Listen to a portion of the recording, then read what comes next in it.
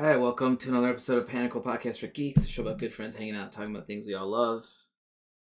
Everyone knows my co-host Andrew Sides. Our guest today had to cancel, but we'll bring her, Stephanie Cook. Yeah, Stephanie Cook. Yes. Yeah. We'll bring her back in. I'm trying to see. I'm thinking our schedules are super busy, so it might not happen till end of April or May. But she got a little ill this morning and her voice is totally shot, so it's like you can't really be on the show with no voice. Yeah, that's cool. That's fine. Yeah. So I was like, all right. But I think we should be good as far as audio and stuff goes. I hope. Yeah. I just checked. At least on YouTube, it's okay. Okay, might not happen till end of April. YouTube is fine as long as So, yeah. it's working YouTube. You guys got us today. Yeah, you get to deal with us. I gotta adjust this camera because it's cutting off half my head. There we go. I figured out. So you know, I took a tumble down the stairs, right? Like in December, and I was fine for weeks. But as of like 2 weeks ago, my shoulder's been killing me again. So I feel like I went to the doctor and they said the tendons felt like they were like tough. Like I might have just pulled something. They said, but they didn't say anything was broken. So I was like, okay. If it was broken, I feel like you would. Yeah, everyone said if it was broken, you would know it, right? And initially I thought it was dislocated because I could feel it like clicking. Have you ever had a broken bone? Yeah. I've broken actually the pinky on this finger. I snapped it, and it literally went like on an angle. Oh, Jesus. Yeah, I've never out of me and my two brothers, I'm the one that's never had a broken bone. I mean, it depends on which bone you break. I mean, I feel for like people who like break their arms and stuff or their legs because you got to be put in a cast for X. That happened to my cousin. One of my cousins, he broke in his forearm both bones in two separate places, so his arm was like a Z shaped. Hey, what's up, Nelson? Long time, buddy. Hey, Nelson, we're just shooting the shit today, so feel free to ask questions. But yeah, he probably was walking around with a cast like this the whole time, right? Like for, I remember he had to get like a metal plate, and then he had to cast for ages because it was a really bad break. So they're like, we have to keep this for like months and months and months.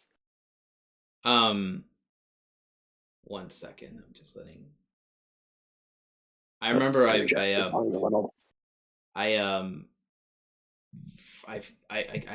what do they call it, like. I think it's like hairline fracture. I was playing racquetball. Basically, what happened was I was playing racquetball, which was the thing. Where it's like it doesn't feel broken, but there's a break in it. Yeah. I don't know how it happened. It's probably because I didn't tie my laces tight enough. But my shoe came off in the middle of the game, and I skid into the wall. And when I did, my foot bent. So like in racquetball, dude. Yeah, I was moving fast too, right? Jesus. So you can imagine how hard I hit that wall. Was it a concrete block? It was like the Lifetime Fitness, so that's just like the glass wall, wood floors and then glass. Yeah. I just hit it so hard, and then my foot throughout the day kind of like was swelling, so I was like doing the hot cold, trying to like and then I didn't really think anything of it. I thought, it's definitely injured. It's not broken. I can walk on it. But by the next day, it was like swollen. Like bad. Do they do anything for a hairline fracture? Like, do they do a cast for that, or is it just like they tell you just wrap it up, a soft cast and wrap it up? You just wrap it up. You put a cast on it, and like I remember, I didn't know about like the boots and stuff you can get where you can kind of walk on it and stuff. So I like wrapped it up. They gave me crutches. That's the first time I had crutches. Anyone who has crutches, I feel for them, man, because I don't know how to use crutches. I hated every minute of it. I like literally fell on the stairs on the way into my house, coming back with the crutches. So oh man, I remember my mom was laughing. I'm like, this isn't funny. I mean, I had my old man muscle pain like last week or 2 weeks ago, whatever. I was in the morning. I was making breakfast with my daughter, and did I sneeze, or I either sneezed or I coughed. But then my like shoulder muscles and my neck seized up. It was like seized up the entire day. Yeah. Just from that. I was just like standing over the fucking stove. I've had those where I sneeze, I can feel it in my chest, and I'm like, oh. I was like, that shouldn't have hurt that bad. I should have been okay. But yeah, so like when I fell down the stairs, I fell from the top. I hit every fucking step on the way down. But I started doing this. The reason my shoulder hurts is I put my arm up to block my head, because in my head I was like, don't let your head get hurt. Like right. It was fast, and I just did a tumble, but I felt fine. And then, now I think I have to go either. I either gotta go get some Tiger Balm or go see a physical therapist. I was gonna say you probably just strained it, or I like definitely sprained it really bad. Yeah. But yeah, enough about it. What's I'm the sure inside of the no one next here codex? wants to hear. So Nelson's asking what's inside the next codex. So next codex, I'm almost. Yeah, So let's talk basically, projects. well, book 2 is pretty much done. What's happening right now is the editor's got the bulk of the stories. There's 1 or 2 stories I still want to like refine just a little bit. Because what ended up happening was I took Smart School with Scott Fisher, and all the stuff I created in that class was for the Ancient Ones.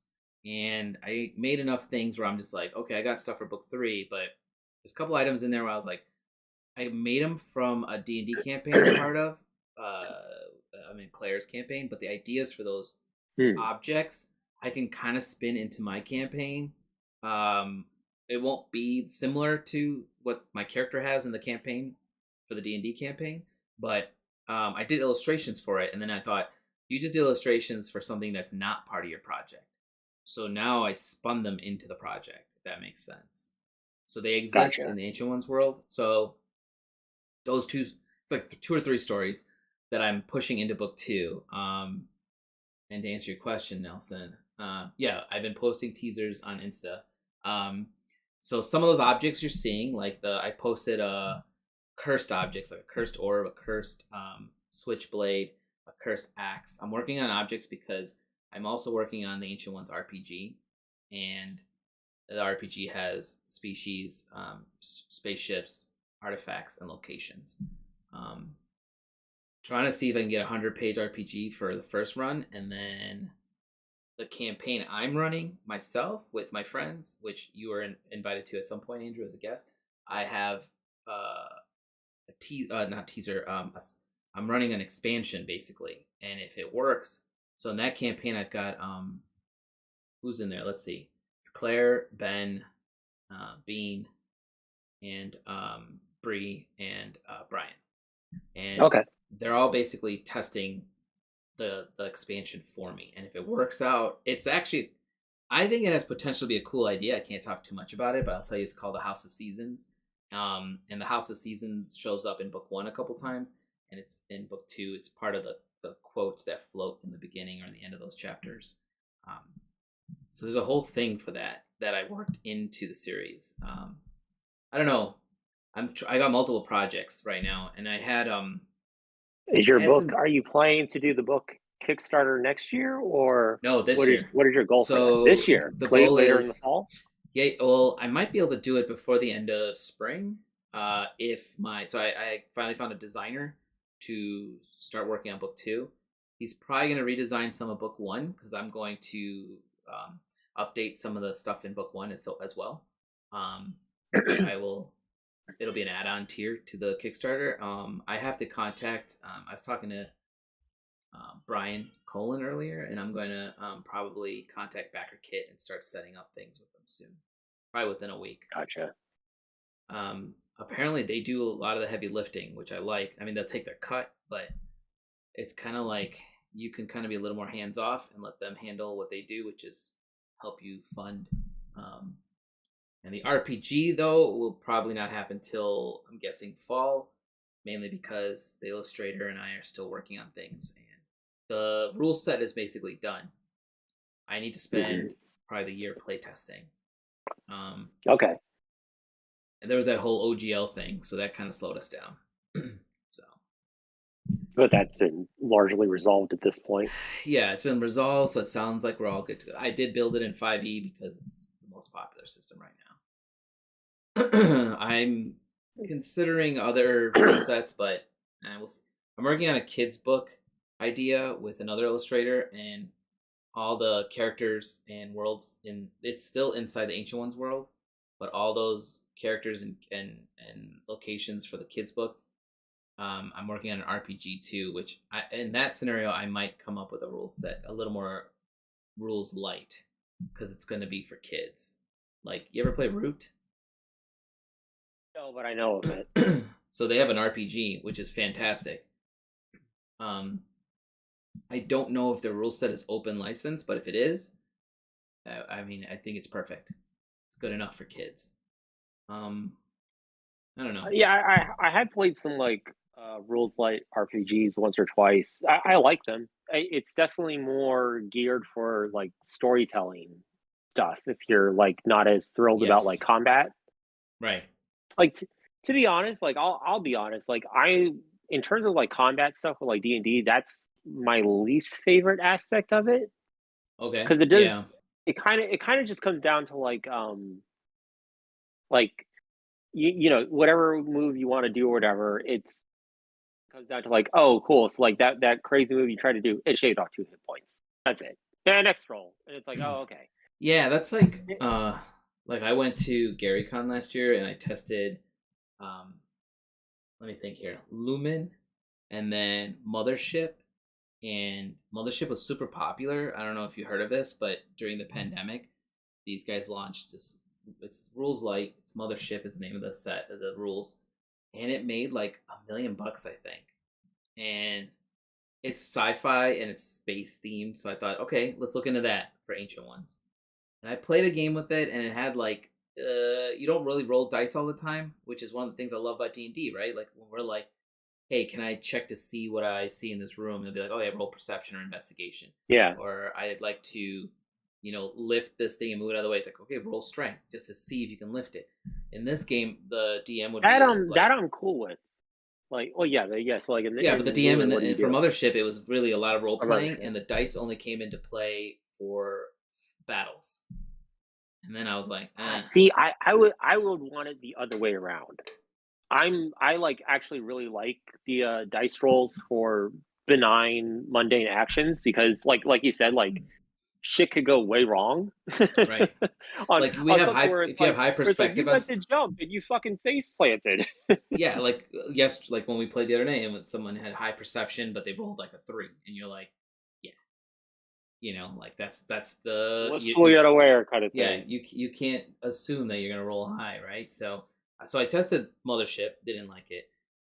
It's not for me. Then I tested Lumen, and the thing I also didn't like is both these. If I remember correctly, they both only use D10s or D6s and D10s. And I was like, the whole slew.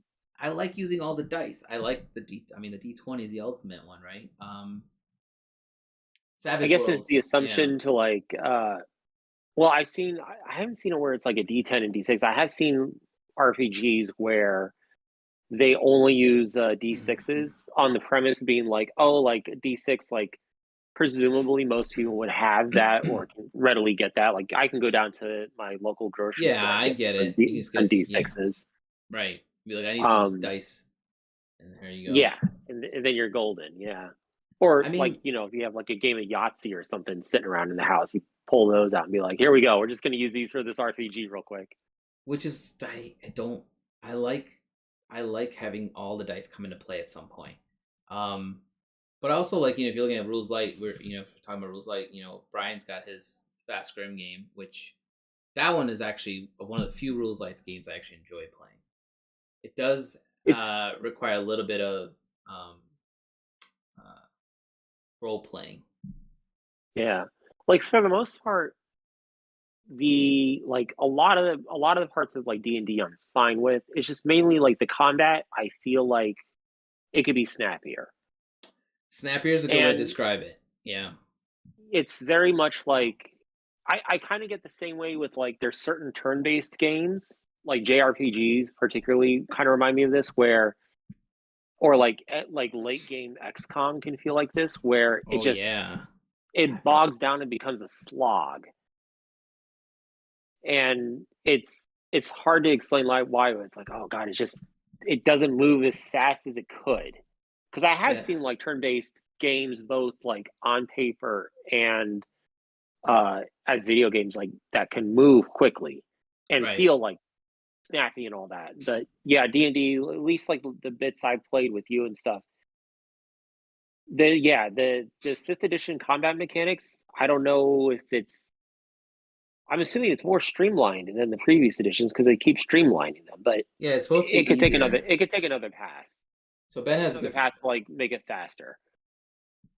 So Ben was saying playing D&D in person can be so fun with all the real dice, but once you get up there in levels with all the added dice and bonuses, it can get hectic. Which is like I I love the fact that we can play online on a video call, but I miss playing at a table with all my friends because like it's like when you roll that die and your friends are all watching it, and then you have like that element of being around the table. It's like there's like certain elements that we're missing. Like we tend to, which we sometimes cut each other off when we're playing on the video calls, right? And we're not intentionally doing it.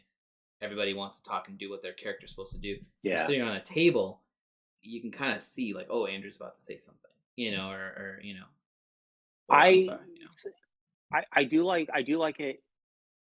Life like the D&D stuff. But like Ben, yeah, like I'm in agreement where I have sat like at a when it's a higher level table, and that has the exact same issues I have with combat D&D, where it just the whole thing just like creaks under its own weight. Yeah, that's what. And that I think is like also partially like I know for a fact for myself I have a certain amount of bandwidth when it comes to tabletop games. Yeah. And if I have to do a lot of the math and whatever, like keeping track of it in my head, then you lose me. That's what I hate. Like, so I played Kingdom Death, which that's one I like the miniatures of that. The miniatures are hearing amazing. The gameplay, I'm like, yeah, the gameplay. It was like you have to do every little nuance of that game. Like you have to build. That is a game. If they ever made it as a video game, I would buy it day one. As a tabletop game, I will never buy it. Yeah, as a video game, because as a video game, you like games like Age of Empires and stuff like that. And as a video game, that's what it would feel like. As a board game, as a tabletop game, you literally have to do that. You have to like have this village, and you have to decide whether you're going to be good or bad. You have to decide whether you eat the dead or bury the dead. You have to decide whether you're going to have babies. You have to decide like, are you going to use the parts from the kill for weapons or this? I'm like, at some point, I was like, I've lost track of what's going. And your character will die, and you play another character every like 5 or 6 rounds because you're just a person, right? And you're going against like basically Elden Ring monsters or Dark Souls monsters. You fight like a giant. Your first enemy is like this giant like Neiman lion, and at one point my friend's like the easiest boss, a fucking lion, and just goes up from there. He's hard to kill. I mean, the easy way to kill him is you can actually attack his balls. I wish I was making that up, but you can actually do that. Question, like, is it worse than Frostpunk? Okay, here's the thing with Frostpunk. You're gonna make me call it out. That game, was one of here's what I'll say. The video game version of it is not my cup of tea. Like, you would like it because it's resource management. There's different sections. From what I can tell, there's different sections. The board game. I think I would be the same position as you with it. But yeah, go on. Yeah, the board game was hard because like the board game is like it's not like you're not against each other. You have your section and you're trying to do your task to keep it all going. And at some point, you can become like your own like like you can be like the Belters. All of a sudden, you're like I'm gonna defect. I'm gonna do this. But we never got that far. Also, it was New Year's when I played it. I think I messaged the group, right? I messaged our group, and I was super high because then I thought if I'm high, this game will be a little more fun. I don't play games like that. I hate games like Scythe. I hate games like I shouldn't say hate. That's too strong a word. I'm not good at them, so therefore they're not enjoyable to me. Like Euro worker placement type games. Yeah, like Scythe, you make like one or two. When you make one bad move, and you're like, okay, all right, I can maybe recover from this. You make 2 bad moves, and you're like, there's no fucking way you're winning, Weirdly enough, like personally, when it comes to like video games, like that's my bread and butter. Like I love those types of video games. You like Civilization. Yeah, I fucking detest those same kind of those same kind of games as a tabletop game. Like Settlers Catan, I fucking loathe. That game is My just favorite tabletop games are usually the ones that have heavy amount of like social play with each other, like where you're bouncing things off of other players, and the yeah. rules are kind of serving that. Like One of my favorite games like that is Betrayal on the House at Haunted Hill. yeah, which we have a copy of, but we haven't played it yet because Dude, we just get have like. the Baldur's Gate version. Oh, okay. It's pretty much the game, but in like the Forgotten Realms world. So like the three games that I've played and that I really like for this kind of thing is Whitehall Mystery, I which don't think I is played that. so Whitehall Mystery is it's a map of London. It's like Victorian London. One player is Jack the Ripper. Four other Okay. players are the cops, Scotland Yard. Okay. The goal of the game is the cops have to track down and find the Jack the Ripper player before Jack the Ripper makes 4 murders within the night. 4 NPCs. Yes, just Okay. kills four. And the thing is like the city is divided into 4 quadrants, and Jack the Ripper has to visit each quadrant before the end of the night, And before one the of the game ends, players is basically. Jack the Ripper. You don't know Yes, who it one of the is, players is Jack the obviously. Ripper. You know who he is. Oh, okay. However, you don't know where he's moving because the Jack the Ripper character has his own little map that has like a DM screen, and he has a little move list that he marks down where he's going, so he can keep track of where he is on the map and stuff. Oh, that's cool. So he doesn't get to place his figure down unless like the cops are like say like on the same street and only like 2 spaces away or whatever. Mm-hmm. They can make like a deduction to be like, oh, I think Jack the Ripper is like on this street, and if they're right, you can put him down there, and then there's like, oh fuck, we gotta like try and corner him before he disappears again. And the next thing you know, like if you're not quick enough, the player can kind of fuck off and disappear, and you'll live to kill another day if you're not quick enough. Um, That's yeah, no, I'll have to look that it's a one great up. game. It's a great game. It's only 5 people. We have played it, and we've had it both where one game, my one of my friends was Jack the Ripper, and I got him within 1 minute of starting the game. Oh my god. Okay. Well, that's And no then fun the for flip side him. of that is we were 2 hours into the game, and like no one was anywhere near the Jack the Ripper character. And eventually he got it. He won. He had to be like very. They kept boxing him in, and he Right. had to do like this crazy circuitous route to get around to his kills or whatever. But he eventually did it in the end. So that's Those like one are of them. those. I like moments like that because when I played, I've been. It's very rare that I've been the bad guy because I usually don't. I usually get lucky, but the couple times I have, once I was a mummy, and my only job was to just literally kill everybody. And they think they have to. I had a bride with me, the bride of the mummy, I guess, and she was just literally following my character around while I was murdering these dudes. They kept thinking they had to stop her for some, I don't know why.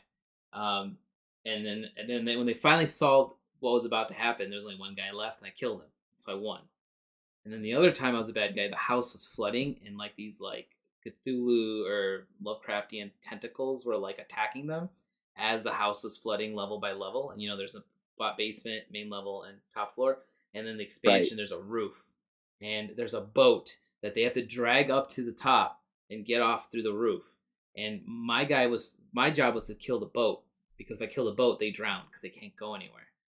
They Right. kept thinking they had to stop me, so they kept attacking me. And then one guy figured out, he was like, "Oh God, it's the boat! He's going for the boat!" And I was like, I "Yeah." do So like like, that.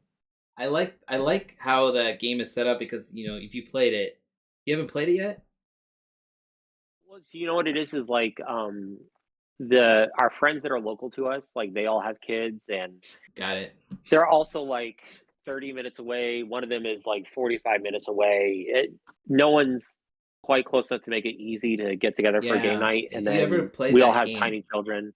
well, it's a 2 hour. It's at least 2 hours, but it's fun because it's set up where there's two. You literally build a house. The house is never the same, so it's consistently different when you play. And then it comes with, I think the base game comes with 52 campaigns, and then what you do is you roll for a haunt. Every time you enter a room where you do a search or whatever, there's something called rolling for a haunt. And then you add up this total, and when the haunt happens, it tells you which page to go to.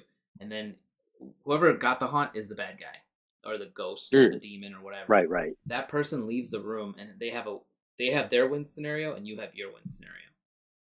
And then you got to try to figure it out while you're playing. You come back into the room and you start playing. And I like games like that, because everyone's having fun, and even if you lose, you're like, that was a good time.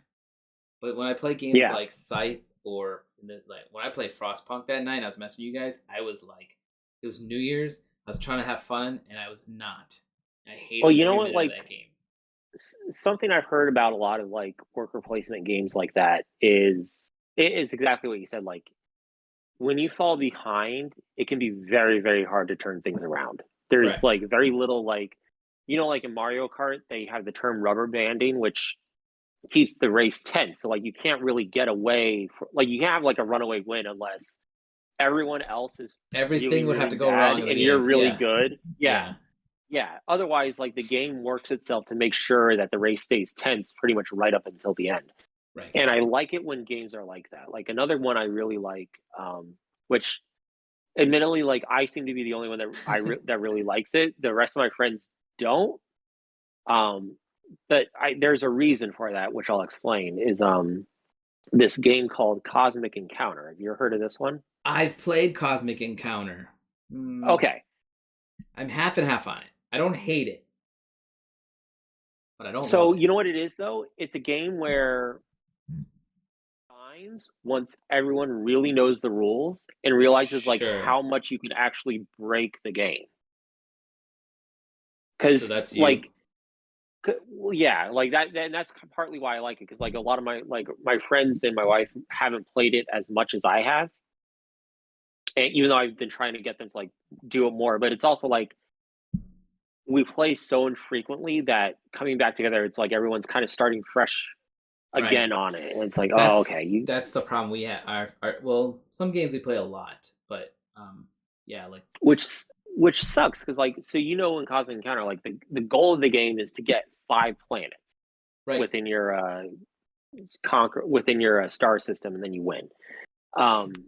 However, and for anyone else that's listening, like also within the game, you're playing a alien race, and each alien race has a special ability that's to them. Right. And some of those, they're basically listed. They have like a little like the top of their card. They're labeled green, yellow, and red. And green is like, this is going to work within the confines of the expected rules of the game. Yellow is like, oh, you can dance a little bit with fire. Red is like, fuck the rules. You can go fucking hog wild if you want. There's a red colored card, alien race, that their goal is not even to get planets. Their goal is just to kill as many people as possible because they're like a death race. Right.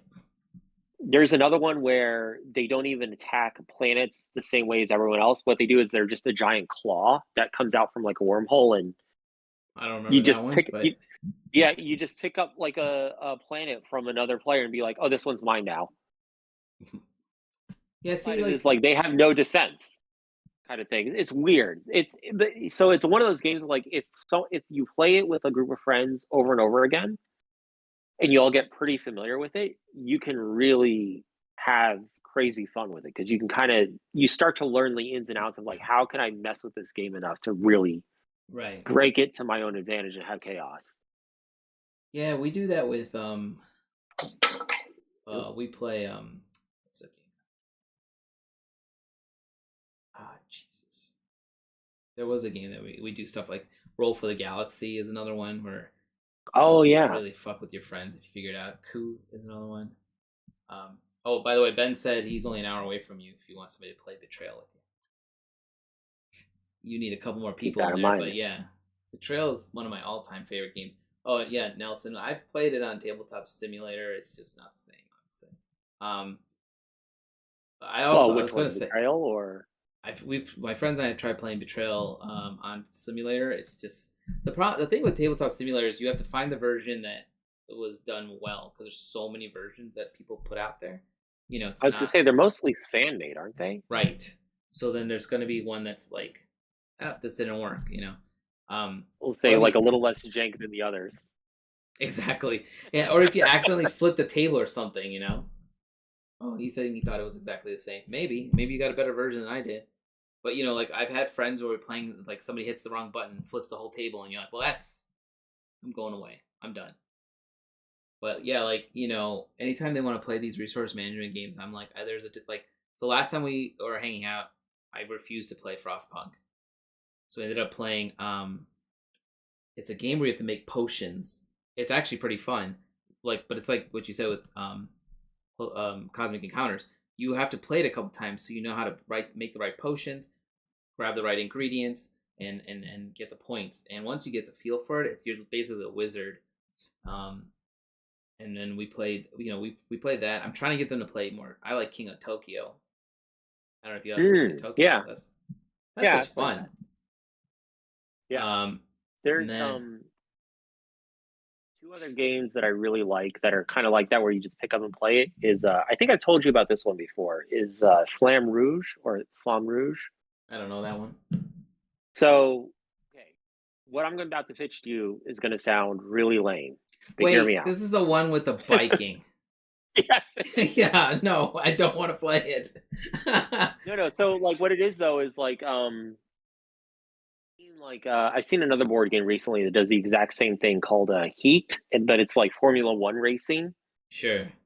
So maybe it's like just a theme thing or whatever. But what it is like you have a course that you have to get from like start to finish on, and set of cards within your deck, and you pull out each turn. You pull out a certain amount of cards, like say 7 cards or whatever, and then you have to put down 1 to play. Within your card deck, you have ones at different speeds. And the trouble though is like certain speeds give you exhaustion cards. And then once you have to reshuffle all your cards back into your deck, you can eventually pull up those exhaustion cards later. And those exhaustion cards cause you to slow down tremendously. Like I think the base move speed of like a normal card is like 2 or 3. I think it's like 3. And then an exhaustion card means you only move 1 space. So it becomes this management.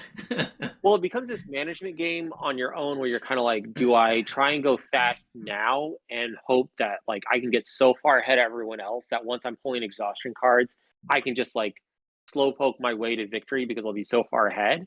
Or do you try and be like balanced within the pack or whatever? Because there's also like mechanics like slipstreaming where if you're like riding behind a person for a turn, you all of a sudden jump ahead. That's so here's the thing, like, and those like realistic games don't catch my attention, but if you like were looking at a bike game like that, there was a game with like light cycles. Technically, there were light cycles. You do for it, so it's more of like a theming thing for you. Yeah. I mean, I just want to like, I want to not live in the real world, like when I'm. So there's one more that I like. It's not anywhere like that. This one's like it's very much like social kind of thing because it depends on, it's cooperative and it depends on you. How well do you work with your friends? And I forget the name of it, but it's a spaceship game, and you have each round is only 10 minutes. Like each game is only 10 minutes long. Is it a video game or a board game? Board game. Okay. Huh. What it is like this you have the spaceship, you have to control like there's like the pilot seat, there's engineering, weapons, shields or whatever. Yeah. And you have to run around to each station. It sounds like FTL, but that's a Steam game. It's like a board game version of FTL. But the thing is like, so the 10 minutes you have to play like I guess it's like an MP3 nowadays. Back when I played it, it was a CD. Oh yeah, you have something play music for you. Yep. Yeah, something that plays music and also like throws out like random events to you throughout the course of the game. But the thing is like you don't really find out like how effective you were until the very end. Like once the game ends, then you look back at everything you did and be like, okay, did we actually survive those 10 minutes? Oh, you won't know till the timer goes off. That's interesting. Yeah, you won't know until the timer goes off. And there's some cases where you play it or you look back on your thing, you're like, oh, we died in like the second minute because fucking Bob forgot to turn on the engines. Oh, you even if you died at 2 minutes, you play out the whole 10? Yeah. Oh, that's weird, but kind of interesting. If you like games like that, there's a game that my friends and I really like playing. It's called 5 Minute Dungeon, and there's an app on the That phone. one, I think, but I don't really know it that well. It's just a card game. You're basically fighters or D&D characters, essentially, cooking through a dungeon. You have to fight. You flip these cards, and every X you have to fight a boss or a creature or destroy an object. And each of those cards has symbols, and you have to put. So if it says like a sword and a shield, somebody has to put down a sword. Somebody has to put down a shield. If it says like 3 lightnings and a runner, somebody has to put those symbols. Like every one of us is holding, I think it was 5 cards at a time or 7 cards at a time, and you have to put those cards down. You can pause. There's like magic spells to pause, so you can all talk real quick and be like, I have this card, I have this card, I'll play this, because you have to cook through these dungeons in 5 minutes and get to the boss at the end. And then it's set up so it's like mini bosses and then the main boss, and then the main boss. Each of the bosses have like a gazillion symbols. So and there's a 5 minute timer, So it's every round is 5 minutes long. Oh, It's tense, man. We get through it most of the time, but I don't think we've lost yet. But that's just because we're all like very calculated with those games. Those kind of games are fun for us. We'll be like, the pause is essential because then we like quickly plan out things. But I like games that are quick and fun like that. I don't like games that require hours of gameplay because I'm just like, at some point you get bored of it, right? At some point you're like, can somebody just win this fucking thing? I used to like the latter a lot. Nowadays I'm more. I want it to be quicker. I think that's mainly just because of kids and I mean, being older is like I don't have enough time, man. I gotta fucking do things. Other things. Well, I wrote down while you're talking. I wrote down games that are really like that. Like there's a game called Here to Slay. What's it called? Yeah, Here to Slay. It's literally a card game. You are forced. You're animals, D&D animals, essentially fantasy animals, and you fight each other. And you either have to whoever slays 3 monsters first wins, or collects all 5 elements, which is like you have to have a card with like a tree, a fighter, a wizard. I can't remember the other 2. So there's two ways to win. Killing the monsters essentially is the best way to try to do it, but I have like a I keep looking over there because it's sitting on my stand, but I kickstarted this game. I never opened the box, forgot I had it, and then somebody gifted me that game at Gen Con, I think.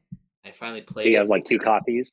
Well, yes, but the Kickstarter version, dude, it sells on eBay for like $500 or something. I don't know why. The Here to Slay game, or is it a different game? It's the same. Well, the Kickstarter one has exclusive cards in it, and I was about to open it to be like, I want to play with these exclusive cards, but my friend was like, if you have 2, just look up what it's worth because board games are worth money, and I was like, how much could it be worth? $50? 500. And then it's like, no. The top selling one, I believe, sold for a little over $700, but it came with that person got like all like the Kickstarter with all the stuff. Like that's like I don't get it. Kingdom Death. Kingdom Death is $400 resells. Yeah, total. It's like that's MSRP. Its value now is probably like more than that, because it's really hard to get. And this game doesn't have. It's insane because anything but cards. I don't like the game, but I would absolutely buy miniatures of it, like one-off or whatever. Not buying miniatures from those. So those guys were at Gen Con. They weren't at Gen Con last year, I think. But in 2019, they were there. The problem is each of those minis is like $30 or $40. They're expensive. They're really good though. That's like almost like Warhammer kind of thing, like Warhammer cost. They're real like. The thing but is, they're not like grunt miniatures though. Aren't they like the larger like boss minis? No. Well, it depends on what you get. So if you get a character piece, they're like typical mini size. But if you get them like a beast of some sort, it can get bigger. Not as big as the stuff we're printing, but fairly big. But like the warriors are. They feel the problem I have with them is they feel flimsy. They don't feel like they're using Like I got this miniature from Hero. What's that site called? Hero Forge. Hero Forge. And this thing is, it feels, it's a 3D print, and it feels, I don't know if you can see it, but it's my Yeah, I can character. see it. But it's got like, They might be using. it feels heavier. You know what I mean? It feels thicker, right? Like doesn't feel like it's gonna break. The Hero Kingdom Death ones, like you have to have like the lightest touch when you're putting them together. And they That come might with, be like a few. That could be a few things. It could be like I have no idea like what their manufacturing is.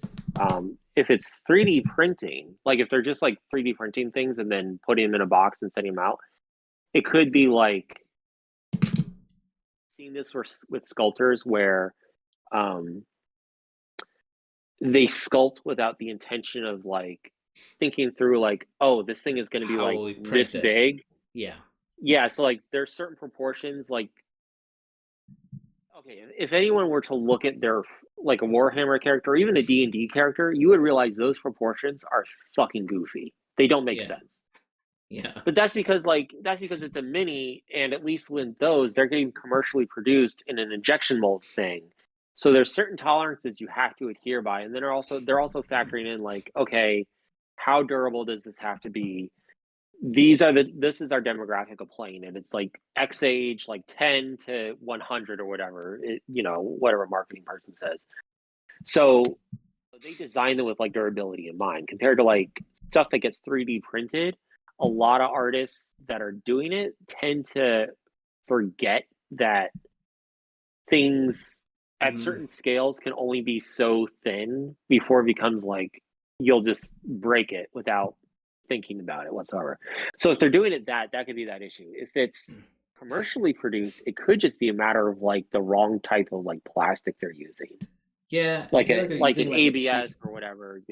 Yeah, they might be using a cheaper plastic to cook out those because there's a lot, and like I do think they put a little thought into how they sculpt them because like there was a I don't know what he was. He was like an alligator god or something, but he had like this like alligator like mouth that came from like on his head, kind of like a snapback hat, and that piece Yeah. was separate from him. It was so fucking tiny.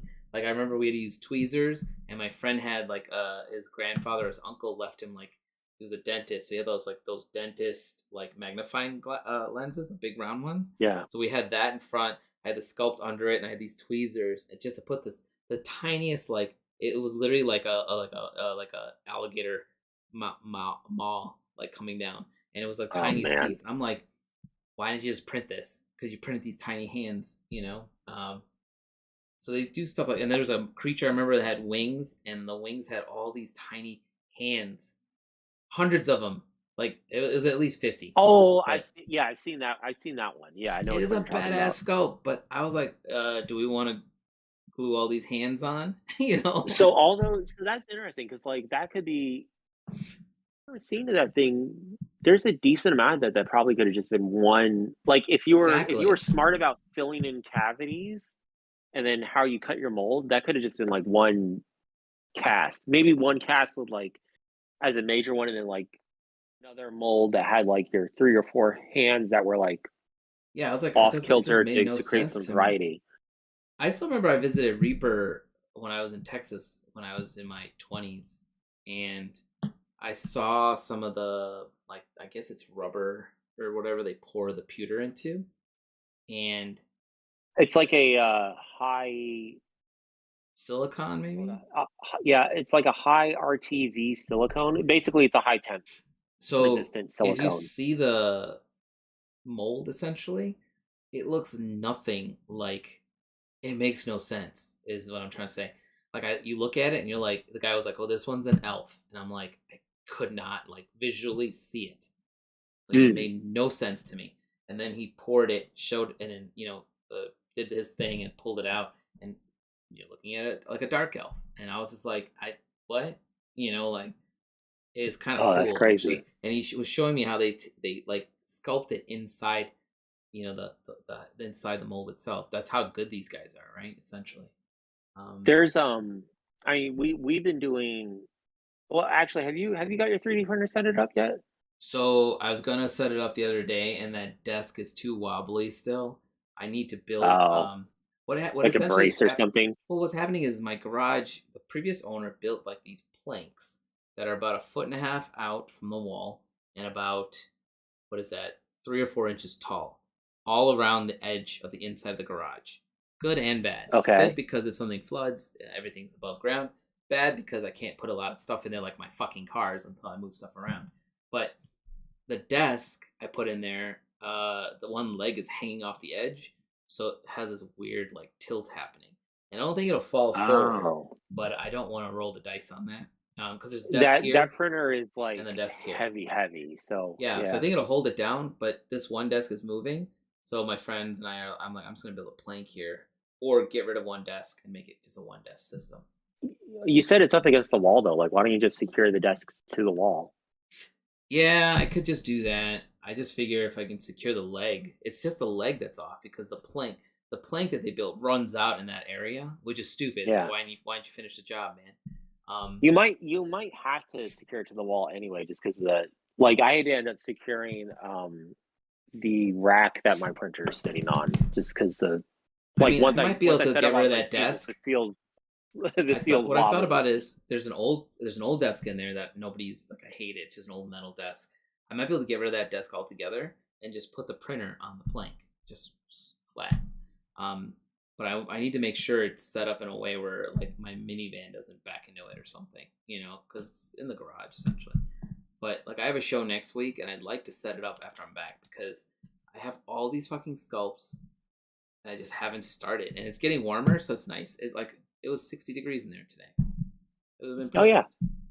yeah, you're getting So into like the good weather for yourself. yeah, But yeah, like I sculpt a lot and I print off things here and there. But there is one thing like if I ever went down more of the double route kind of deal, there is a manufacturing process I saw that's like an in between. It's like 3D printing. You have It's good for like very small orders, but the minute right. you have to start doing things at scale, it kind of gets unwieldy because you're talking to like, oh, a thing could print for like, they're actually, for example, like these guys Mm. printed took like 9 hours to print, On the whatever, or Jupiter, maybe a little less. I can't quite remember, but it's a decent amount of time where you're kind of like, oh wow, shit. Now the Jupiter, there's enough that I could reasonably have, I think, like 6 of these right? on there, maybe a little more, and have that go. But obviously it's not too good at scale unless you happen to be like, there's some people that have like multiples of these kind of printers and they just have them running constantly, Right. which is like that's an option, but that's also like it kind of, you still kind of run eventually into that space. You're like, what the fuck do you do with this? This is insane. And then also you have like 7 or 8 printers running with like these like fumes that you breathe, and it like triggers the part in your brain where you're like, I feel like I'm about to die. Right. And that's the I don't think secondary this is thing. good. Like, I have to like figure out how to vent some of that air out of there. Um, and there is a window that I might be able to just run air out of because there's an old heater on the wall that's totally dismantled. Like all the wires have been cut, but the vent for it is still there. So I feel like Look up I a dryer vent for that or something. Yeah, I feel like I can run a hose to it and then open the vent and just vent it out to the side. But also, I Yeah, have you just like have really some old neighbors janitor on the side closet. there. I'm like, I don't want to dust them out. I was gonna say, I think once it's like out in the open air, you should be okay. Yeah, Anyway, it's a dice what I roll. was what I was gonna say was like, so you have 3D printing on one end. On the other end, you have like the kind of manufacturing that like Warhammer and I think Reaper Miniatures does as well, where it's like injection molded plastic or Mm-hmm. like injection molded like pewter. But that's like major scale production. That's when you're talking about like producing thousands of one kind of miniature or whatever. Right. And for a very long while, there wasn't really a good in between for that. But recently, within like the past 3 or 4 years or whatever, there's been this technology that came out that's basically like a small scale injection mold machine Okay. called, and I've seen a few companies use it. Like one company that I know uses it is called Broken Anvil Miniatures. And what it is like you have your mold, it's not even like a silicone, it's like some kind of weird clay or whatever that you use to set up the mold to Okay. create your, like, you basically like press your sculpt into it and like build up around or whatever. And then you remove the sculpt, and then you have these two mold halves that you put together, and then it'll injection mold this Hmm. plastic into it. And if I remember, like those, they're still expensive for like a person. I think they're like 10 grand or whatever. You That's know, too much. it's too much. But like if you are like a small business, like a small company or whatever, Right. that becomes like, oh, that's a good point for someone like that, where it's kind of like, hey, we've outgrown our like 3 or 4 3D printers that were running nonstop, but we're not ready yet to like go to China and Right. go into like Do it right heavy big here. production. Yeah, It's interesting. I mean, I'm sure the it's one of cost of those that will things. go down eventually. It might like right now it's like really only one company that's kind of producing that tech. So I Yeah. imagine like as it disseminates and stuff and gets more widely used, it might go down. But that is definitely one thing I've looked at. I was like, man, if I ever got into collectibles more and like was able to make that into a business, that would definitely be something I would keep my eye on and be like, oh, cool. I mean, I How feel can I like you use this could to make make like Kingdom a Death stuff? you should already be making collectibles. You've actually got the skill set for 3D printing. I don't yet. I'm basically printing stuff that I buy. But you've got Yeah. like, I mean, your dinosaur line alone, you should be able to move. Yeah, it's mainly just a time thing Oh between yeah, other stuff. time is always the thing that's screwing us. Yeah, and sadly, like illustration is a lot faster than 3D sculpting, at Right. least at least in my experience. I mean, depends on how you work, I guess. I tend to take forever, but Yeah, I'm getting faster. Nelson's asking if we play with Chat GPT. Yeah, right. Is that my the thing wife that has. is that the thing that Kerm was showing us that one day where we're telling you to write a story? Yes, yeah. Yeah. We've My we've wife we've has. we've fucked with it for a minute. I didn't like it. It's weird. Like my wife has tried it. She's not impressed. I thought it was funny, like when we told it to, like, it was fun to play with, I guess the way to say. 'Cause remember we told it to tell us a story, but don't use, like, I said to give me names for D&D characters or something, and it gave me like one of the names was an existing character name, like it was Arthurian, I think, and I was like, don't name that. This character already exists in a book, and it eliminated that and rewrote the names for me. And I was like, okay, that's kind of cool. And I think we told it to write like an adventure based on X, Y, or Z, and it wasn't like the Yeah, greatest adventure, but it's kind of interesting to see what it comes up with. But also, I'm like, are we teaching this thing to become Skynet at some point? Like no, my I friend mean, is in Cali. He sent us a photo of this van that said Skynet on it. Like it's like a little like electronics company. And I was like, dude, pull that guy over. And if his name is Miles Dyson, kill him on the spot. Like do us there all a is a favor. still around, but there used to be, if maybe if they're not still around, but there was a Japanese company called Skynet, and I they wonder produced if that's robots. them. Of course they did. I mean, that's like if you like there is a It was a competitor to Osimo at the time. yeah. I mean, it's stuff like that's just gonna be a reality at some point, but it's all about how you lock it down.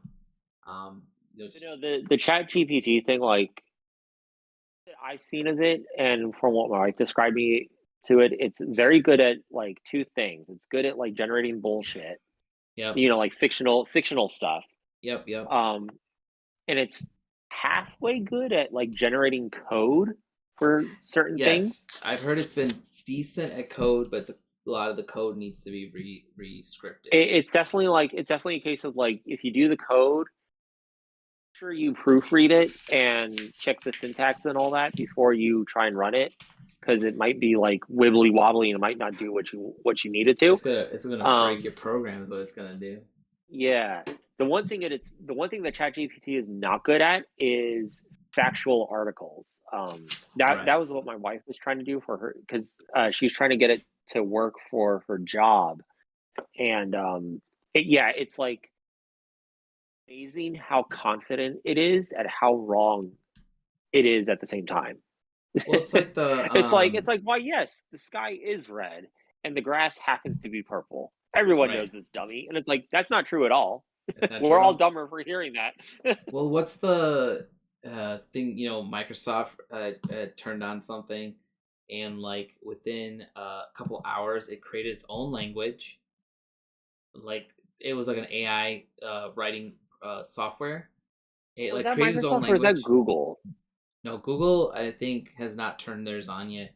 Um, Microsoft, uh, it's learned a new language, or sorry, created its own language. It was communicating with something, and then they all freaked out and pulled the So plug on it.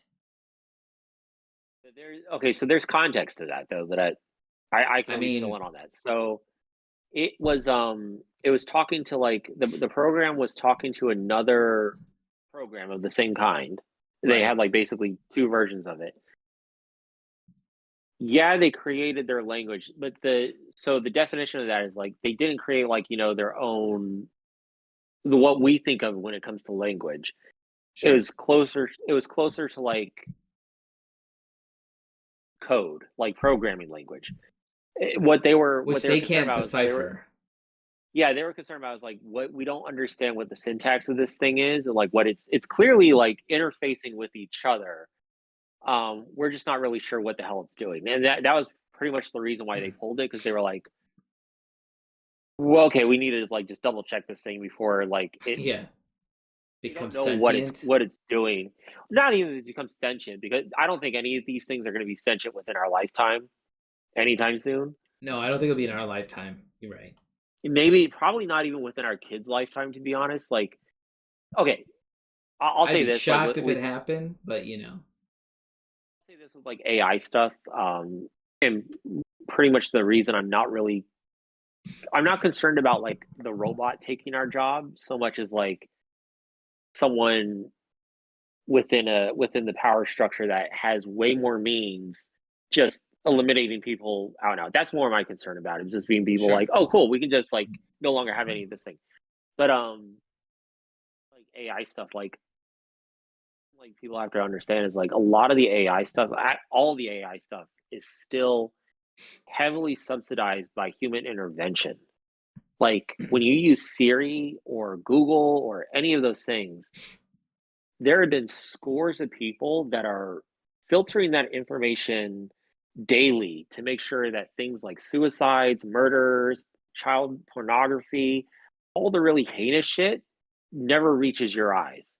Right. But an actual person, has to sit there and filter that shit out first before it gets fed to the machine learning programs to give that Really? to you. Yes. Hmm. Oh yeah, I guess Because it doesn't know to filter it out.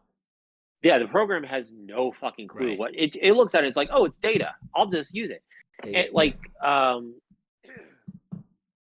example of that recently was the Jerry Seinfeld. Have you seen that at all? No. Um oh shit, what is it called? It's like nothing, anything, all at once or whatever. It's like a play on like the Seinfeld, like it's like, oh, it's the show about nothing. It's like a Sure. play on that term. And it basically is like it's a never-ending Jerry Seinfeld episode that Oh, is all interesting. AI driven. So like the script is written by like Chat GPT. All the graphics and stuff are all AI generated. Like they're 3D models that are AI generated. Hmm. Like their movements are AI determined and all that, whatever. But what happened recently, a few weeks ago, or maybe a month ago, or whatever, or even longer, who I can't keep track of time. Time. Um, Yeah. but one of the during one of the episodes that it ran a transphobic joke Oof. just out of the blue, and the creators immediately pulled it. They were like, "We have no fucking clue how that went in there." And then later on, it came out.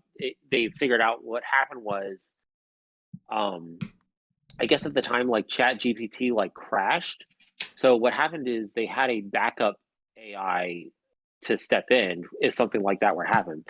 That one though was trained on a different set of things. So it was just like, oh yeah, I'm just gonna pull, like, comedians are making these kind of jokes recently. I'm just gonna pull this shit out. And it did not have the same content moderation filters in. Sure. And so it just That's went like, bad. sure, just gonna throw this out there. Yeah. Yeah, even with like any of the AI stuff you see nowadays, or even like if you're using Siri or Bing or what have you, just remember like there's scores of people that have to like filter that daily to keep it like semi-usable. Right. And if anyone's ever used Siri in their day to day, they realize how like mostly useless that program can be. Yes. Yeah, most of those aren't, I was Nelson was saying that students are apparently using Chat GPT to write papers.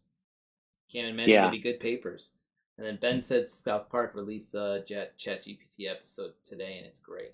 So I might have to look that up later. Oh, I'll have to check this. So it's like all written by like Chat GPT. Probably. But also, this reminds me of what you're just thinking about how people have to filter it all out. Reminded me of yesterday how I was looking on I don't want to get into it too much, but on social media, people are all pissed that they're saying how Discord is pulling images from chats and using it into AI and all that. And I'm just like, part of me was sitting here thinking about it, and I was like, hey man, that stuff's got to get stored somewhere. Like, not the AI stuff, but when you and I chat in Discord, and you and I send images of our artwork into Discord, it's already saved to a server. It's the only way the history exists, right? It's the only way you can see it after I send Do it, they? right? I have a good question about that. Do they eventually wipe that stuff after a while, or is it So like here's the thing. Like, I like feel like if you were to we were check to the art go like history from back in last year, time, like you can go look at a like go chat back in time conversation. on our It'll be there.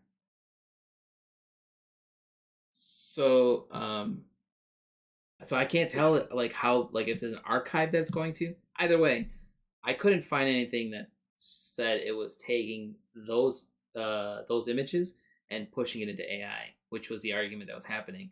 So I was like, I don't know who started this, but I'm curious. I think Discord made a comment about it, and I was just like, couldn't find anything to back up the. I my first mistake was going on social media yesterday. Let's just start with that from the top. Yeah. Okay. I literally just closed the window and walked away because in my head I was like, it's like when people are like, and this is a bad example, but it's a workable example. When somebody sends nudes to their significant other or unwanted dick pics to somebody, and then they just don't send it out. It If it's saves sent to the out, it will server. find a way out. Yeah. Yeah, it's gonna get saved to that server because it has to save somewhere before it sends to the person you send it to, and then it exists in that server. If it's a cell phone company, your shit exists there forever. You signed a contract that lets them do that. That's kind of why, like, I mean, I see a lot with like my older relatives and stuff where anytime there's like a new Facebook policy change or whatever, they do the chain letter thing where it's like, oh, Yeah, give me my permit. I'm saying right now my images are all my own. Facebook doesn't own them. It's like, well, no, because of the way things work nowadays, you just using the program gives them the they have access to it. the complicity to it. So like assume like anything you post online will get used for this kind of stuff, and either be okay with it or just never post online. That's the other argument, like, what right? do you When do? people complaining about like Twitter and Facebook and all that, I'm like, man, I hate saying it, but if you don't like it, don't use it. It's free. And It sounds there's like a kind of a dick thing to say, but also like I post my stuff on Twitter and I don't like really scroll anymore because it stresses me out to no end. I'll look at what my friends are talking about. I created lists, but Facebook, I barely look at. I look at Facebook once a night. I post a quote, or I post about the show, and then I leave. Right? Like, I mean, I don't spend any more time on there than I have to. in terms of how data privacy is being used within all the companies and stuff, that is in desperate need of people taking a look at that and rewriting those laws. Oh, I agree. We don't have that power, and that's for people that are way higher pay grade than us, unfortunately. So like at the moment, I'm just kind of like, I just got to live within the muck that I'm in, man. Yeah. I mean, And like I don't. I understand the game. I hate the game, but I Right. understand it, and I'll just play Well, it for now. I was reading an article about, how Instagram's algorithm is ramping down artwork and stuff, and I was just like, yeah. Well, what can I do about that? Nothing, right? I can make my artwork, post it, and then go look at the artwork for all my like my Instagram is really now full of all my friends. So if you guys post stuff, I see it. You know, Which, nothing too you know, extraordinary. it annoys me because lately I started posting on Instagram again, and I seem to be getting more reach there than I am on Twitter. Yeah, same. Which fucking sucks because I hate using Instagram, and it really is just like fix the fucking crop. And I think I'm the only person that ever complains about this consistently, like day in, day out. Like, they fixed it and then they took it back. no, it's still not fixed. It's like a full crop. It only like expands the image to like, oh, never mind. It was Twitter 2x3 or fixed it something, and then took it back. Twitter has it. Yeah, Twitter has it. Yeah. Did they rescind it? Sometimes I've noticed when people post their artwork, it still cuts it weird. Like multiples, because I know like multiples is still like that.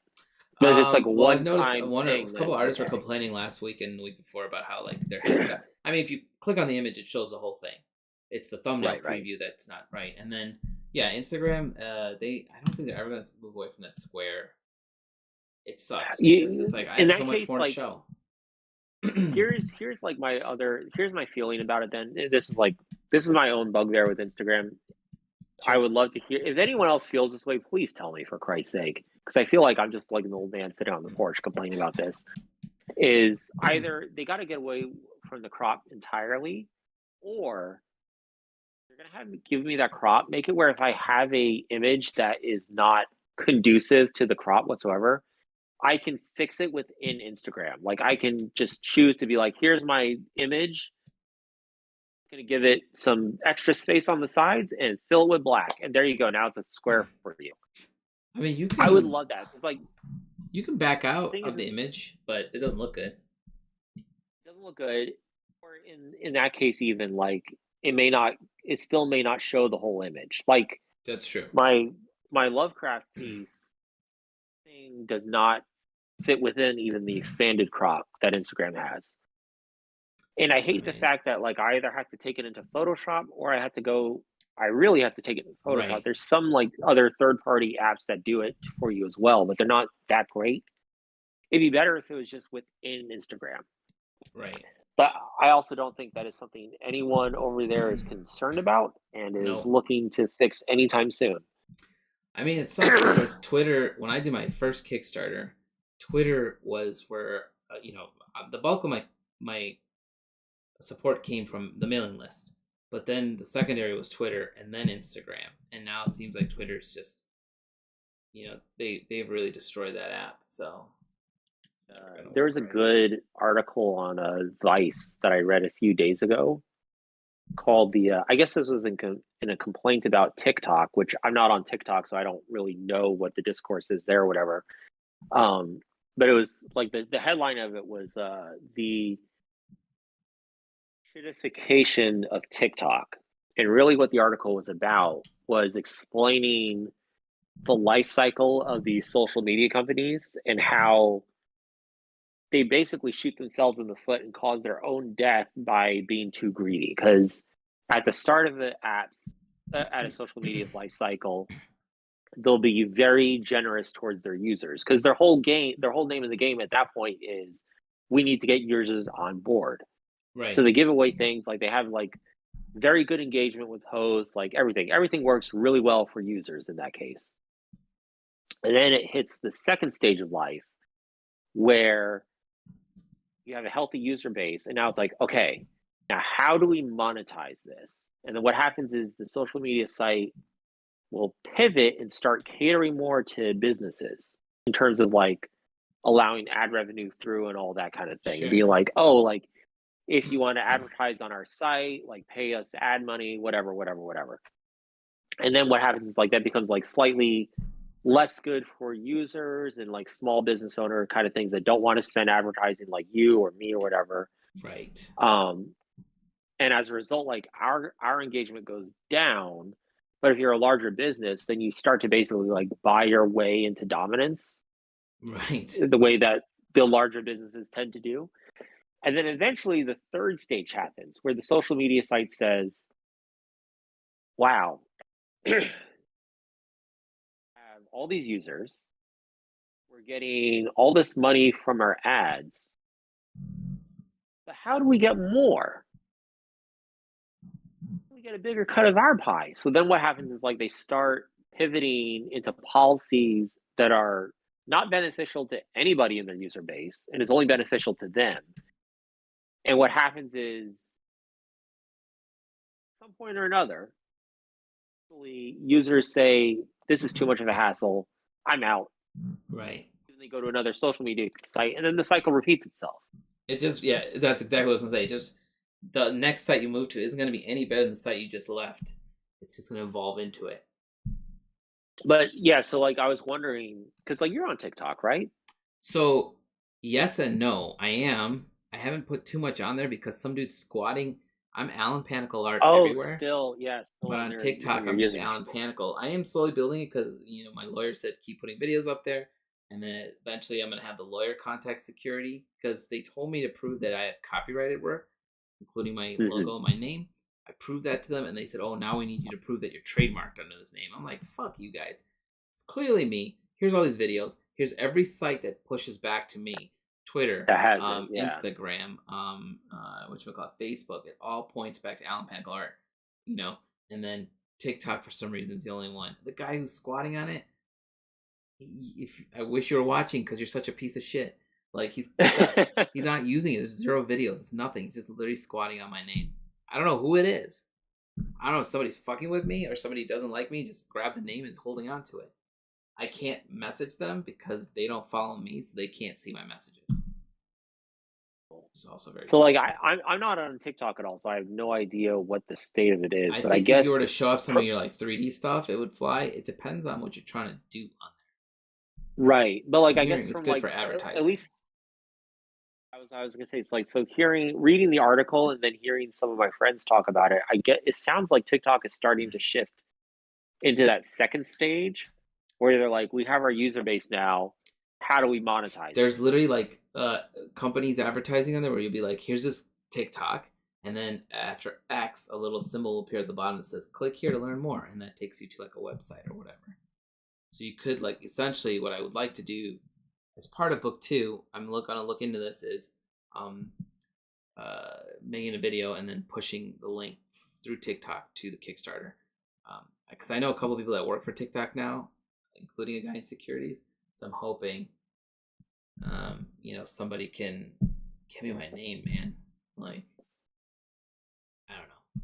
Nelson said product placement is in social media. Yeah, that's what you have to do. Like, yeah. Facebook, I'm hearing Facebook marketing is a key thing that'll help my Kickstarter if I want to, but I don't like Facebook, so I haven't decided if I want to do that. Instagram is owned by Facebook. It'll be the same thing. If you pay to boost your post, there's a higher probability people see it. There's a better chance that people click the link and go to your Kickstarter page. Like when I did all the advertising I did for the first Kickstarter, all those links pushed them to the Kickstarter page, and it worked.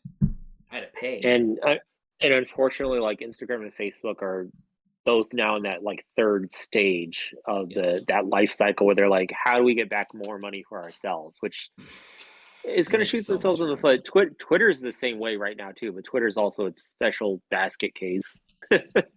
Twitter's for better or for worse. Twitter's just so weird lately. I hate going on there. So does it feel dead? Does it feel dead to you for the most part? It feels like a mixed bag of dead and mainly like the people that are left on there are like crazy people shouting into the void. I mean, there's artists on there. It's just what I'm seeing now. Like today is a good example. Was every second or third post was political, and or somebody arguing about AI or Discord or something. And it's like if one thing becomes a hot button topic, or trending, I should say. That's all Twitter keeps showing me, and I'm like I don't give a fuck that Mitch McConnell tripped and fell down some stairs. I would like to know if he died. but he didn't. Did you is that on the because I know there's like two Twitter tabs. Is that for you or is that following? Because No, following there's is just seeing your following posts from right. your users Yeah, the or for from the you is people that you like follow. for you creates something based on like Algorithm. if I was looking at a lot of like movie trailers or artists, in theory, it should show me that. The trending shows you whatever everyone's talking about. So yesterday was this political thing, and then it was crap. Some movie trailer came out, but I can't remember what it is now off the top of my head. Guardians 3, maybe. So like, then here's the thing. You have Guardians 3 trending, but then what's trending below that is Chris Pratt because everybody hates him now, right?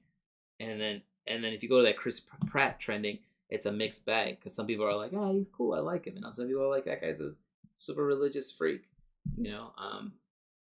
yes, and then it depends on where you stand. I was like, I just want to see the Guardians movie, like I don't know, yeah, like I'm gonna get canceled if I keep talking, Andrew, like so. But we are a little bit over time, about 15 minutes over. Oh God, it's already. Yeah. We talked about we didn't even board get games. into like all the we didn't even get into all the talk we were planning to. Like we didn't talk about movies. We can talk about movies. Like your we can talk about movies real quick. What's the last movie What's the last movie you watched? So we were actually planning to watch Puss in Boots tonight at some point. I heard that's haven't not watched for it kids. yet. That's also what we heard. It's like my daughter's asleep right now, so she's not gonna see it. But there's like a character in it that I guess is like the embodiment of death. Correct. But he's like the big bad wolf as well. Yes. As the embodiment of death. And like, the design of it is kind of like, oh, I love that you guys got that into a kids movie. Yeah, it's like apparently it's like nightmare fuel. So I was like, all right, well, my kid's not watching that. No, the last movie we saw that we both watched together actually was the unrated cut of Megan. Dude, I still haven't seen that. It just looks too creepy.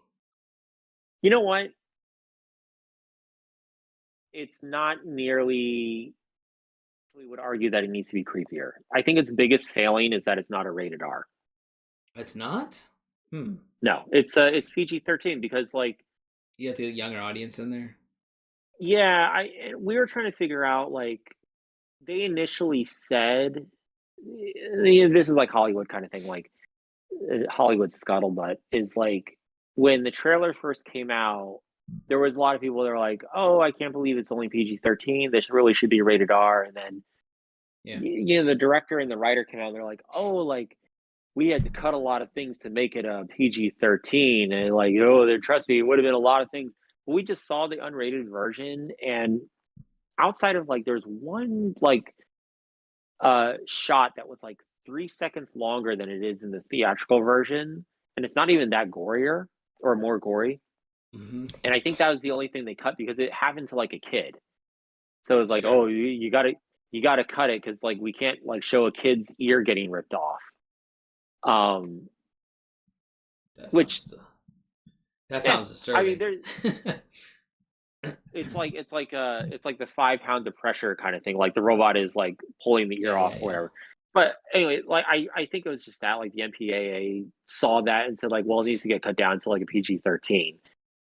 And I think like it would have easily been a rated R if it wasn't for that. I think it was like because like the MPAA has no rhyme or reason in terms of like how they rate stuff. They kind of do it like depending on like how much money do you pay them, how good of a standing are you in with them, how big is your movie. And it really comes down to those 3 factors.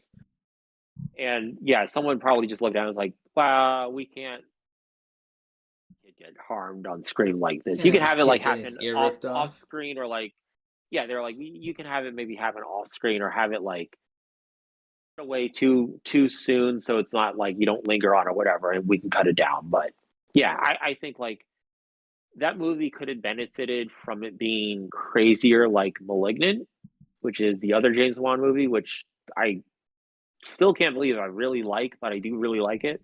I still haven't seen that one either. So if you had a choice between the two, I would say Malignant. Malignant is by far the more fun watch. I haven't seen any horror movies in a minute. Megan was okay though. Megan was fun. We had a lot of fun the first time watching it. The unrated cut we are disappointed by because it was like, oh, it could have been more. And then the first time we saw it, we liked it. We were of agreement like they could have gone harder on it, but it's fine for what it is. Yeah, okay. I mean, maybe I'll watch it. We'll see. It just had a weird vibe to it, and I was like, I don't know if I want to see this. Like, um, um, don't do it, Ben.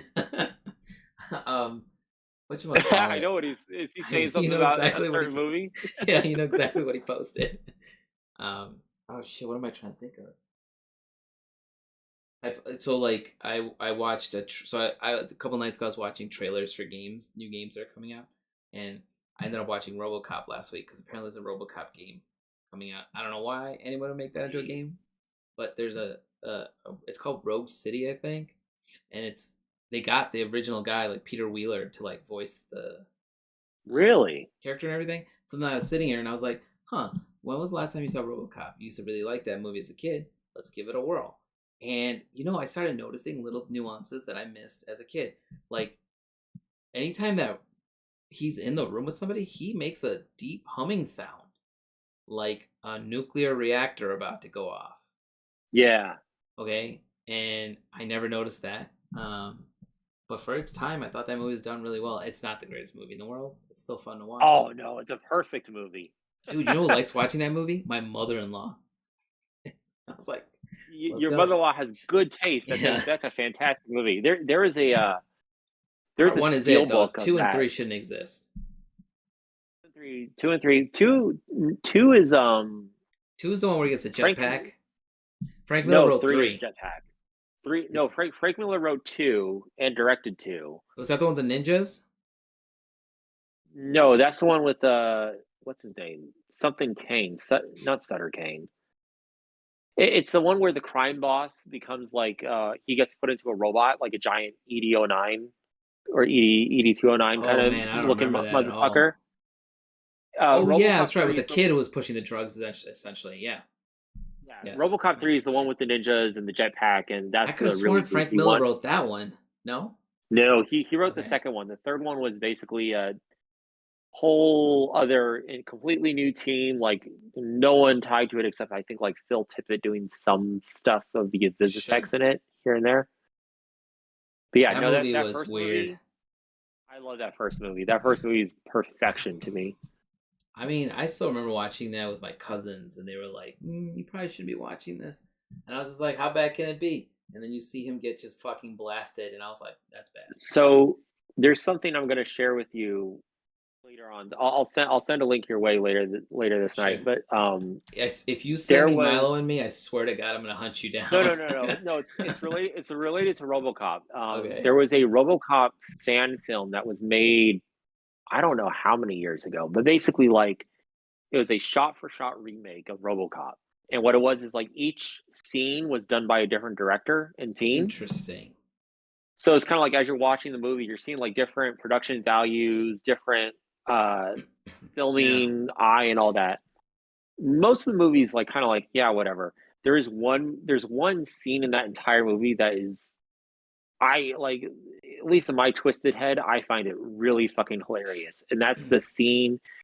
They recreated the scene where RoboCop stops the rapist from attacking that woman in the alley.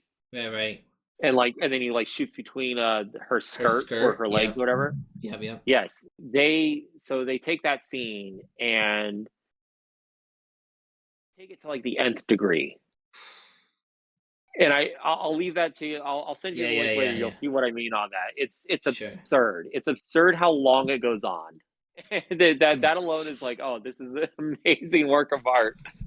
I mean, that's like, so yeah, I watched that movie and I was like, oh man, like he just goes on the hunt when they put him out there initially, right? And I was just like, this is I don't know, for its time, I guess it's a good movie. I just didn't have the same vibes I did from when I was a kid watching it.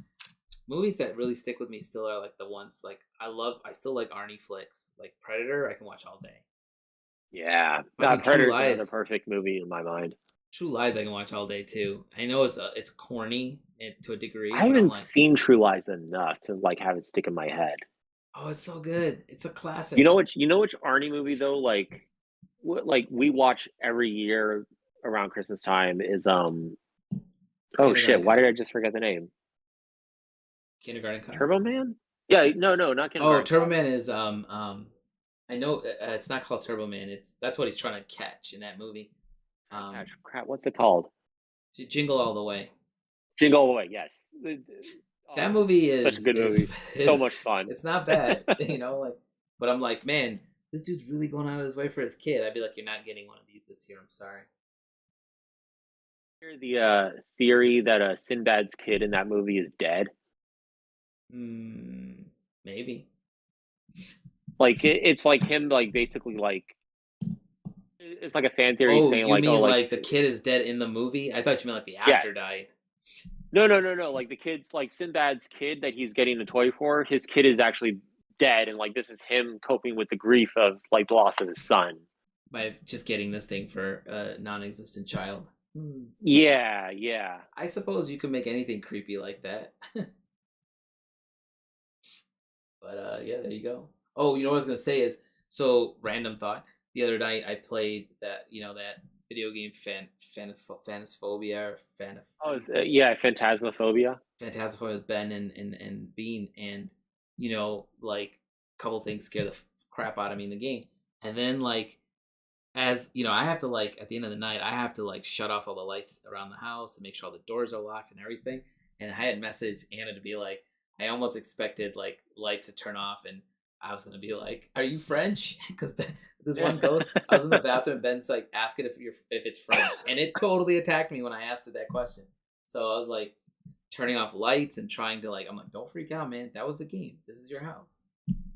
But like, I have motion sensors for night lights, so as you enter parts of the hallway, it's like they're all connected, so they all turn on. Um, so sometimes they don't. I'm like, anytime, man, it's dark. This hallway's really dark, like so. But now we're an hour and 25 minutes over time, so All right. we're 25 minutes over. But I think we did good for two people who didn't have a guest. Yeah. Do we have any guests coming up soon, or? Let's see. 1 second. Where's my notes? I'm trying to get. Well, Stephanie hopefully will be on next. No. Is there anyone else for the month of March, or? There is not. But I Okay. will ask. I have a couple people that are on standby that I can ask. See if I can fit Otherwise, we'll do some more one-on-one. these. Yeah, so like next week I have a show. I leave town Wednesday for Planet Comic Con. So if we're gonna do a show Oh, next okay. week, we could probably do it on Tuesday, maybe. And Okay. or I can do it from the show.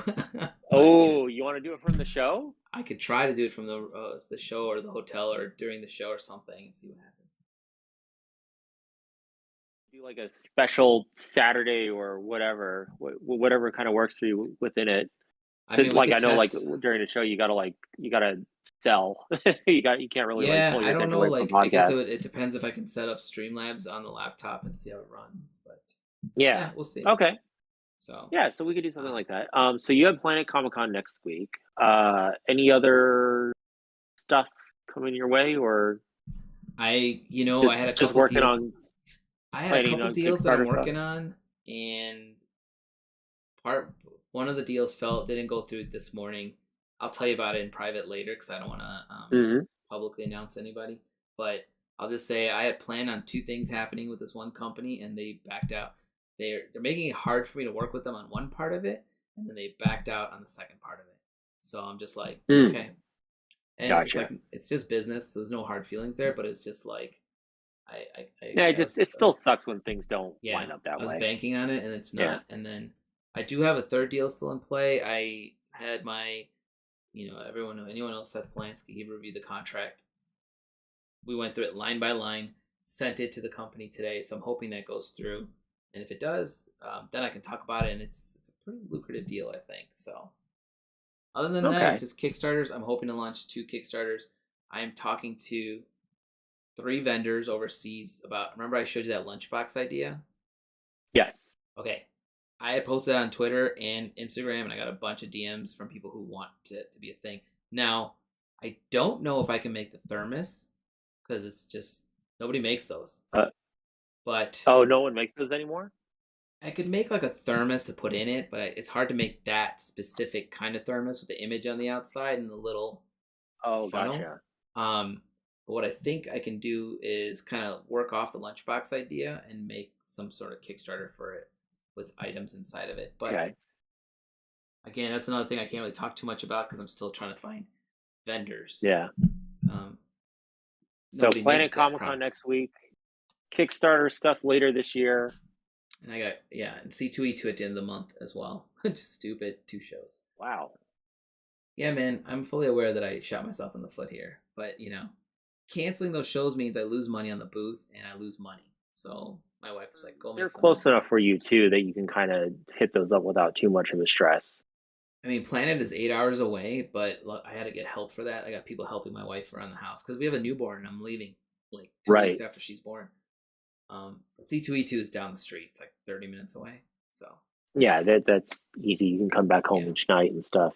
Yeah, and then I have nothing until ASIN, if they let me in finally in May, which is also local, which is nice. And then I have San Diego Comic Con, which that's not till June. So I got a couple shows, but not as many as last year. I'm sending my assistants to as many as I can. Like, I don't know if you know Justin. He's going to go to Otakon, which is in Washington. Justin, I don't Usher. know the last name. His last name is Usher. He's in the court. Court. I don't know if I don't know. So maybe I've seen him on the court, but yeah, I haven't. I don't remember too well. So he's in there. Cool. And he got a full-time job too, so it's hard to I can't be like, you, how dare you get a full-time job? Come work for me. It's like, can you lean on me kind of thing. Yeah. I mean, I'm setting up plans to do less shows and make more money. We actually, when we do the next episode, if we don't have a guest, I'll talk more about it because I think you and I were talking about it before, and Ben and I were talking about this last night. Touched on it here and there. We were talking about how shows aren't sustainable. At some point, you should be able to generate money without consistently having to go to those shows.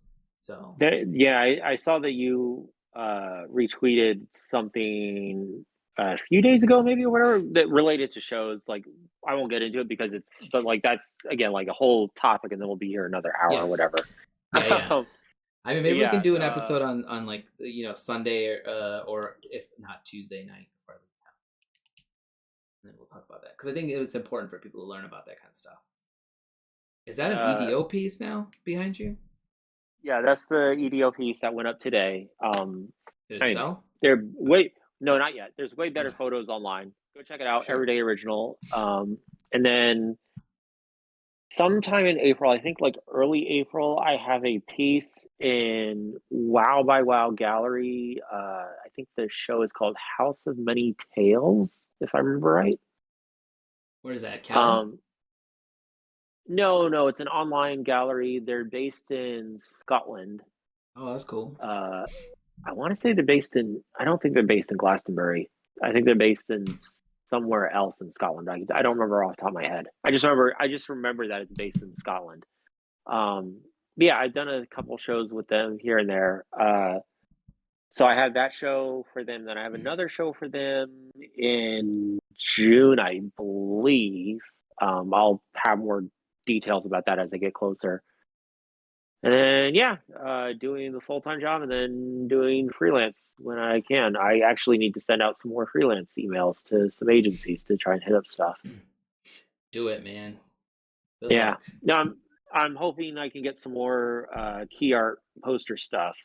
That's kind of like what I've been doing a lot for personal work. I mean, the and stuff all that you too. were sharing with us the other day, you should be able to get some work with the Mario Bros. Yeah, that's my hope is like doing like that Watership Down piece or like the Hellboy piece I did. Like, I'm hoping to do some more stuff of that as like personal work, just to have that as a full portfolio to show, to be like, hey, look, I can do.